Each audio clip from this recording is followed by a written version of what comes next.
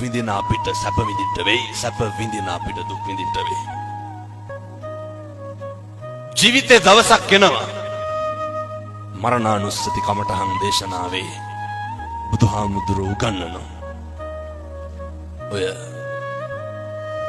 මේ ඉඳගෙන ඉන්න විදිහට නෙමෙයි සමහර විට හෙට ඉන්න වෙන්නේ. ඒ හින්දා දරා ගන්න පුරුදු වෙන්න. අර මතකද දැන් අවුරුදු 2ක් විතර ඇති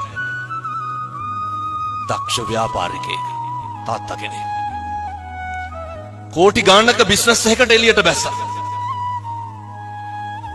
බහිනකොට ගෙදර හිටපු පොඩි එකා ගල් කැටයක් අරගෙන කාර් එකේ අතුල්ලනවා. තාත්තා ඩිකිය ඇරලා ඩිකියට දැම්මේ බ්‍රීෆ් කේස් එක. ඩිකිය තිබ්බා වීල් බ්‍රෂ් එක. පොඩි එකා ගල් කැටෙන් අතුල්ලනවා කාර් එක. කේන්තිය කොච්චර ආවද කියනවා නම් අර වීල් බ්‍රෂ් එක අරගෙන කොල්ලට ගැහුවා. දමලා ගැහුවා. පොඩි එකා කරන සමහරක් දේවල් දිහා බලලා සතුටු වෙලා නැද්ද තාත්තලා?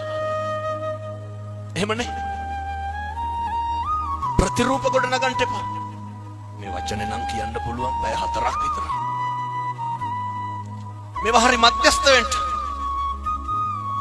දුකක් ඇති වෙනවා නම් පින්නතුනේ, ප්‍රශ්නයක් ඇති වෙනවා නම් මැදිහත් නොවීමේ නිසා නෙමෙයිද? අර පොඩි එකා මොකක්ද අර කාර් එකේ ඇඳලා තිබ්බේ? කොල්ල ගල් කැටයක් අරගෙන කාර් එකේ ලියලා තිබ්බා. මම මගේ තාත්තට ගොඩක් ආදරෙයි කියලා. පුරුදු වෙන්න ඉවසන්න. තප්පර 30ක් ඉවසලා බෙල්ල හරවලා බැලුවා නම් ගහයිද ගල් කැටේ වීල් බ්‍රෂ් එකේ? මම මගේ තාත්තට ආදරෙයි කියලා ලියලා තිබ්බේ. ජීවිතේ ඉවසලා බැරිම තැනක් එනවනේ. ඔතන දිවසන්ට මේක හෙට ඉඳන් ප්‍රගුණ කරන්න. මේවා ප්‍රගුණ කරන්න කල් දාන්න එපා.